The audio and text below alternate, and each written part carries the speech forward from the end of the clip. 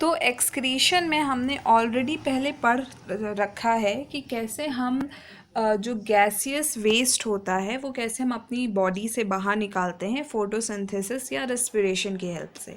हमारे बॉडी में carbon dioxide is waste, वो वेस्ट है जो हम अपनी नोज़ की हेल्प से, रेस्पिरेशन की हेल्प से बॉडी से बाहर निकाल देते हैं।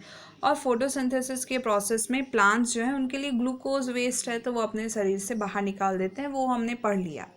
लेकिन सिर्फ गैशियस वेस्ट नहीं होते, और भी बहुत सारे वेस्ट होते हैं जो हमारी बॉडी के लिए हार्मफुल हैं। नाइट्रोजीनियस मटेरियल्स होते हैं जो हमारी बॉडी के लिए हार्मफुल हैं और उसे भी हम अपने बॉडी से रिमूव करते हैं। तो ये वेस्ट जो है, ये जो हम अपनी बॉडी से इस वेस्ट को जो रिमूव करते हैं उसी प्रोसेस को हम एक्सक्रीशन बोलते हैं। तो जो यूनिसेलुलर ऑर्गेनिज्म होते हैं, मतलब जो सिंगल सेल से जो ऑर्गेनिज्म बने हैं, वो एक्सक्रीशन, उनके बॉडी में जो एक्सक्रीशन होता है वो बहुत ही सिंपल प्रोसेस से होता है, क्योंकि उनके तो कुछ ऑर्गन्स ही नहीं है ना, एक ही सेल है। तो डिफ्यूज़न के प्रोसेस से वो अपने शरीर के जो भी वेस्ट होते हैं वो सराउंडिंग में रिलीज़ कर देते हैं।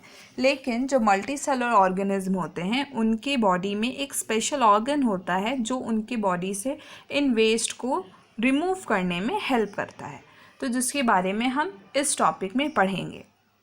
तो फर्स्ट में है एक्सक्रीशन इन ह्यूमन बीइंग। तो ये आपको पता है कि एक्सक्रीशन इन ह्यूमन बीइंग, हमारा एक्सक्रीशन जो ह्यूमन बीइंग में होता है वो हमारी किडनी, आपकी पेयर ऑफ किडनी होती है, 2 किडनी होती है ना।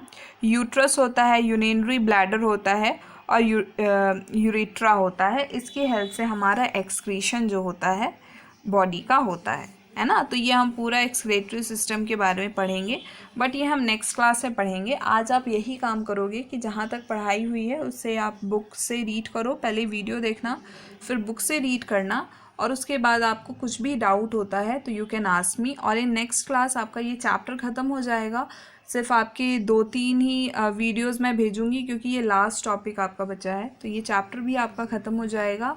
और इसके एक्सरसाइजेज मैंने ऑलरेडी आपको 40 क्वेश्चन ऑलमोस्ट भेज चुके थे पहले ही, और अब इस NCERT के क्वेश्चन आंसर्स में भी मैं आपको कल भेज दूँगी, जब भी आपका नेक्स्ट क्लास है, अगर कल है तो कल मैं भेज दूँगी।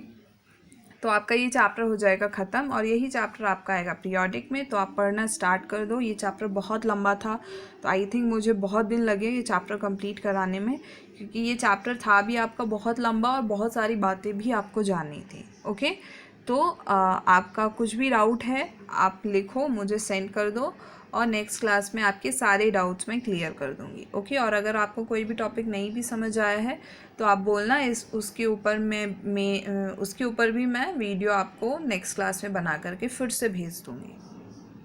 So this is all, thank you and have a good day.